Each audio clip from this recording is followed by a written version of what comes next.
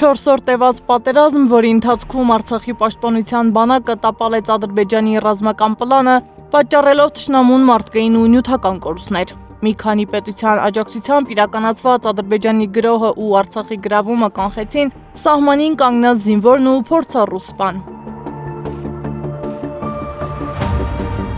Քառօրյա ռազմական գործողություններից 9 տարի անց հակասական կարտիկներ են ջրի երես եկել, իբր հայկական կողմը պարտվել է այդ պատերազմում, ի վերջո հաղթել, թե պարտվել է հայկական բանակը։ Ադրբեջանի մարտական ողջ պլանները ձախողվել են։ Արցախի պաշտպանության բանակը իր թիկունքում ունենալով հայ ժողովրդի հավաքական սատարումը թույլ չտվել Ադրբեջանին իրականացնելու իր ռազմական մտադրությունը, այն է Արցախի նկատմամբ ամբողջական վերահսկողությունը եւ իր ողջ պայքարը պսակել է հաջողությամբ։ Այնինչ տեղի ունեցավ 2020, ապա 2023 թվականին Ադրբեջանի կողմից պլանավորված էր 2016 թվականին։ Ալիևն ու Բաքվի ռեժիմը չէին հաշվարկել, որ իրենց ծրագրերին կարող է խոչընդոտ հանդիսանալ հայկական բանակը։ Քառօրյա պատերազմը երբ սկսվեց, անակնկալ էր,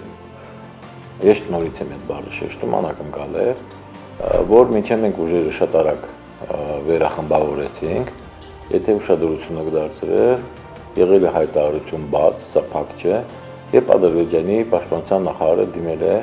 Ռուսաստանի պաշտպանության նախարարով խնդրել, որ միջնորդի կանգնեցնել պատերազմը։ Ռազմական գործողությունների մեկնարկից ժամեր անց, երբ իրենց անօդաչուն ոչնչացրեց հայ հովիվը, Ադրբեջանը հասկացավ, որ միայնակ չի կարող գործը գլուխ բերել ու դեռ 9 տարի առաջ Ադրբեջանի ավագ եղբայր Թուրքիան միջամտեց գործընթացին։ Թուրք-ադրբեջանական տանդեմի պլաններն ամեն դեպքում տապալվեցին հայկական բանակի ու դիվանագիտության շնորհիվ։ 2016 թվականին Թուրքիայի ոչ լայն ճակատով մասնակցությունը ավելի շատ պայմանավորված է եղել նրանով, որ այդ ժամանակ գործել է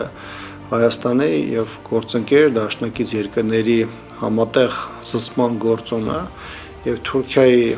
օգնությունը միայն արտահայտվել է դիվանագիտական կամ տեղեկատվական հարթակներում։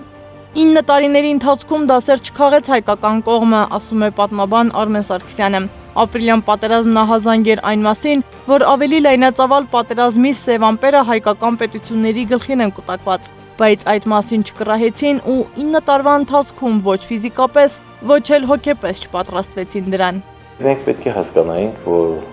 սխալներ ենք թույլ տվել, որ չենք կարողացել ճիշտ իմանալ պատերազմ սկսվելու ժամանակը։ Ուրեմն առաջին հերթին պետք է շտկենք դա մեր հետախուզությունը։ Երկրորդը այն էր, որ պետք է փոփոխություն անեինք, վերափոխություններ անեինք շատ արագ բանակի մեջ։ Եվ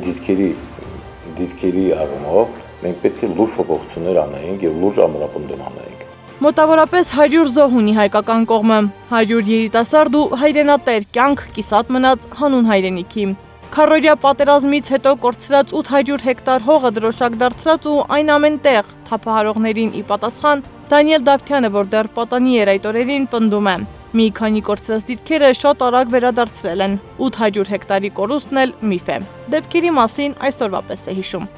Մենակ դիրքերում մենք ոչման ուզենք դինամիկ ենք ունեցել ենք։ Մենակ զուտ ծնունդ չենք ունեցել այդ մի քանի օրվա մեջ։ Մենք ծնունդի պապաս ենք ունեցել։ Մնացած ամեն ինչը ունեցել ենք։ Դիրքը, դինամիկը, ամեն ինչը եկի ասել է։ Մենակ ծնունդ չի ասել մենք։ Զրուցակիցներս վստահ են, հայկական բանակի հաղթական էջերից է ապրիլյան պատերազմը, որն ուզում են սևացնել, ուզում են պարտության ուրվականը չլքի Հայաստանը։ Սեդա Մակարյան, Մհեր Դավթյան, Նոնա Գևորգյան, ABC Media։